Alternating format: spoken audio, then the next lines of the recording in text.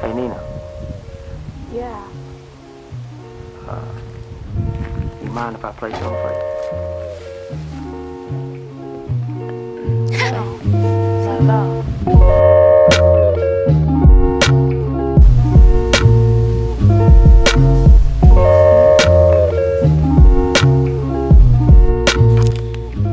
Alright, so we're at the Soldiers Memorial at Dallasford.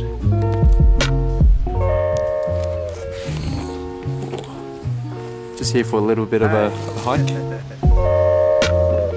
Thank you. What?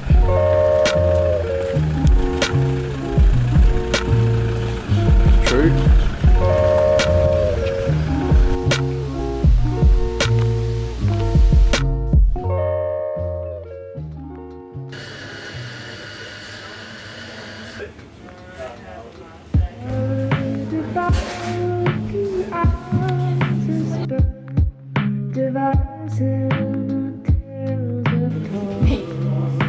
That's correct.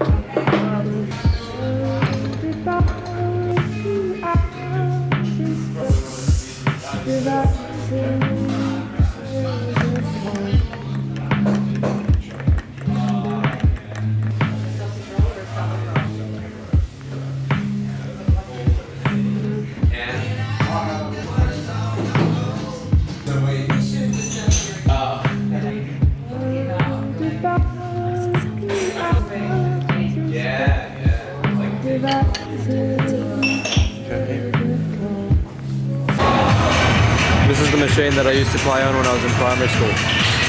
I just come over here on the weekends and just play on it with my mate. He was a teen when I was in primary school, so he was around like 15 and I was around like 9, and I just play on this every single time I come to High Point. Cool, Walking Dead. How's the song go, Steph? How many walkers have you killed? A lot of memories. This whole place has changed though. Like, I really like that machine. What's up, guys? This is Strong and Shredded, episode 9. Hope you guys have been well. This is my deload session for 260 kilograms for 6 or 7 reps for a top set, and I do my accessories after. This talk over the mic is going to be more of a podcast type talk, and hopefully you guys enjoy it. Comment down below after you hear it and let me know your feedback. I'll repeat this later so you guys remember, but we're going to be speaking about perception, motivation, and your goal setting, and what type of mentality you need to have in order to be achieving these goals, and what type of action you need to be taking. And first off, I'm going to be speaking about small actions. This comes down to the why, guys, like how you get out of bed in the morning, what time you brush your teeth, and making things a habit, and succeeding in small things that you do throughout the day is what's going to make you succeed in the long run, in the big picture. And to put this in perspective, I'm going to use powerlifting as my pretty much analogy for this example. And let's start off with what was my first goal going into powerlifting. What was the major goal? My major goal was going into powerlifting and breaking the world record in the deadlift. And that was the only goal. I didn't care about anything else. I just wanted to break the world record. But what made me want to do this?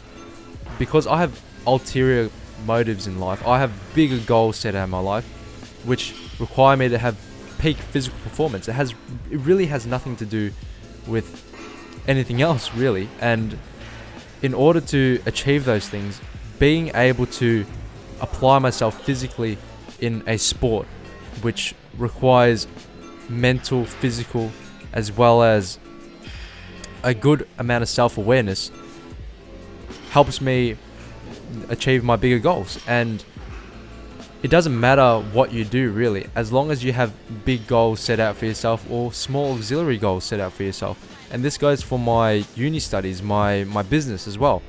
And knowing that you need a good degree of discipline in order to achieve these things, and that word right there, discipline, being able to do the small things. Because going back to my example of wanting to achieve the world record, I needed to plan out when I wanted to do my meets, and I had a set amount of time in which I wanted to achieve my goal. So I needed to go to a local meet, do well at that, go to junior nationals, and try to do well at that, and then go to worlds.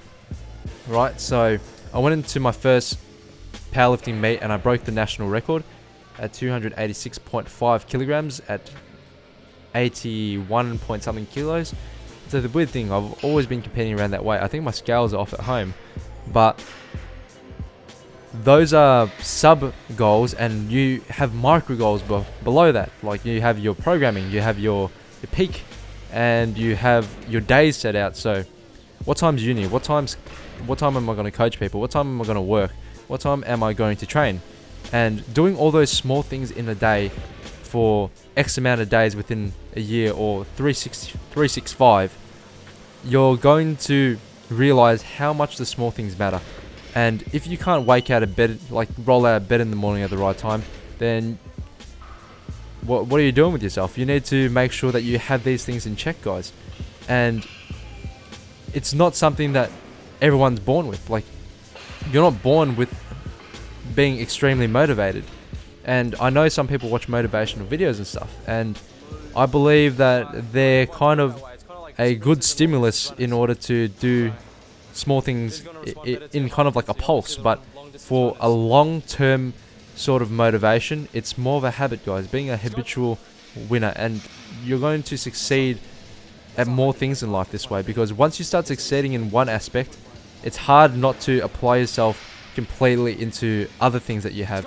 Because when I was at school, I found that because I put so much work in, I couldn't do badly, you know, like. And once I got into mechanical engineering, I believe that's when I started more powerlifting. It's like I applied my tenacious type of attitude towards powerlifting, and I've already started weight training, so I already knew the physicality involved in order to facilitate growth and progress within my body. So where does this all stem from? What type of mentality do you need in order to achieve these things? And for myself, I believe the most important thing in terms of mentality is self-awareness. Being self-aware is something that's not very common.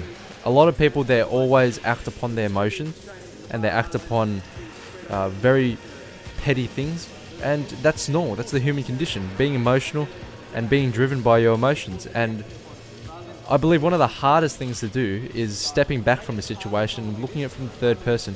Even I have difficulty doing it, because emotions are so strong. They're ingrained into your actions, and not everyone's born with this, guys. And you need to read into it and listen to really big philosophers out there, because they have a great deal of knowledge within the field of psychology and, like I said again, self-awareness.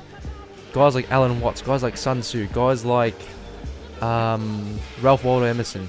I could name a fuckload, but it doesn't matter who you read from.